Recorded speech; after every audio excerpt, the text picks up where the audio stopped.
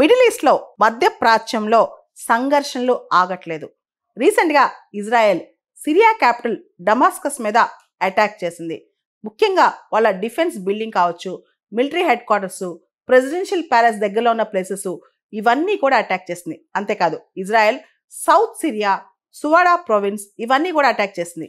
అసలు ఇప్పుడు ఇంత బిజీగా ఉన్న ఇజ్రాయెల్, ముఖ్యంగా ఇజ్రాయెల్ ఇరాన్ వార్ కావచ్చు, ఇజ్రాయెల్ హమాస్ హెజ్బుల్లా ఇన్ని ఇష్యూస్ కావచ్చు, ఇన్ని జరుగుతున్న టైంలో ఇజ్రాయెల్ మళ్ళీ ఇప్పుడు సిరియాని ఎందుకు అటాక్ చేస్తుంది? ఇదే పెద్ద క్వశ్చన్ అనమాట. యాక్చువల్లీ దీని వెనకాల ఒక కథ ఉంది.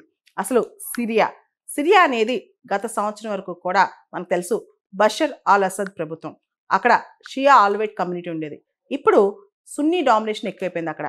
ముఖ్యంగా హెచ్టిఎస్ గ్రూప్ ఉంది. బషర్ అల్ అసద్ని పడగొట్టేసి హెచ్టిఎస్ గ్రూప్ అధికారంలోకి వచ్చిందనమాట. అయితే సిరియా అనేది చాలా గ్రూప్స్ ఉంటాయి అక్కడ, రకరకాల తెగలు ఎత్నిక్ గ్రూప్స్ ఉంటాయి అనమాట. ముఖ్యంగా దానిలో డ్రూజ్ అని చెప్పి ఒక గ్రూప్ ఉంది, ఎత్నిక్ గ్రూప్. దాంతోపాటు బెడౌన్ అని చెప్పి ఒక ట్రైబల్ గ్రూప్ ఉందన్నమాట. ఇప్పుడు ఈ డ్రూజ్ గ్రూప్కి బెడౌన్కి మధ్య గొడవ అయిపోతుంది.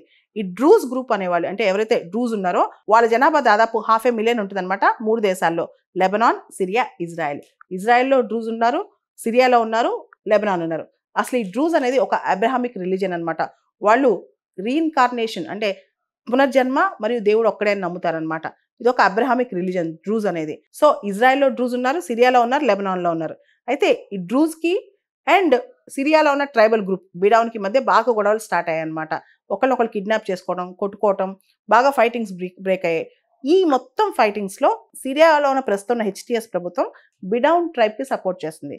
దాంతో డ్రూజ్కి కోపం వచ్చింది. ఈ డ్రూజ్కి ఇజ్రాయెల్ సపోర్ట్ ఉందన్నమాట. ఎందుకంటే డ్రూజ్ గ్రూప్ ఇజ్రాయెల్లో ఉంది, అదేవిధంగా సిరియాలో ఉంది, లెబనాన్లో ఉంది. దాంతో ఇజ్రాయెల్ సిరియా పైన అటాక్ చేసింది. సౌత్ సిరియాలో మరియు డమాస్కస్లో ఇలాంటి ప్రాంతాల్లో అటాక్ చేసింది. దాదాపు 250 మంది చనిపోయారనమాట.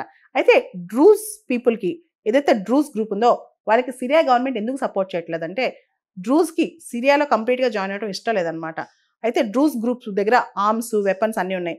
సిరియన్ గవర్నమెంట్ ముఖ్యంగా ఇప్పుడు ప్రస్తుతం ఉన్న హెచ్టిఎస్ జొలానీ గవర్నమెంట్ డ్రూజ్ వాళ్ళని వాళ్ళ వెపన్స్ వదిలేయమని చెప్పింది. కానీ డ్రూజ్ గ్రూప్స్ వాళ్ళు వాళ్ళ ఆయుధాలు వదిలేయడానికి, నిరాయుధీకరణ చేయడానికి ఒప్పుకోవట్లేదు.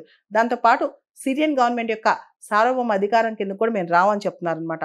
దాంతో డ్రూజ్ పీపుల్కి వ్యతిరేకంగా సిరియన్ గవర్నమెంట్ కూడా మిగతా గ్రూప్స్ని ఎగదోస్తుందని చెప్పి కొన్ని కథనాలు చెప్తున్నాయి అనమాట. ముఖ్యంగా వెస్ట్ ఏషియా, పశ్చిమాసియా చూస్తే చాలా ఇష్యూస్ రైజ్ అవుతున్నాయి. అసలు ఇజ్రాయెల్ ఇప్పుడు ఈ పరిస్థితిలో ఎందుకు సిరియాని అటాక్ చేస్తుంది? ఇంత చిన్న విషయానికి అంటే ఒక డ్రూజ్ గ్రూప్కి అన్యాయం జరుగుతుందనే అంశంతో ఇజ్రాయెల్ సిరియా పైన అటాక్ చేయాల్సిన అవసరం ఏంటంటే దీనికి ప్రధానమైన కారణం ఇజ్రాయెల్కి సిరియాకి బార్డర్ ఉంది. ముఖ్యంగా సిరియా దేశానికి చెందిన గోలన్ హైట్స్ ఇప్పుడు ఇజ్రాయెల్ చేతిలో ఉందన్నమాట.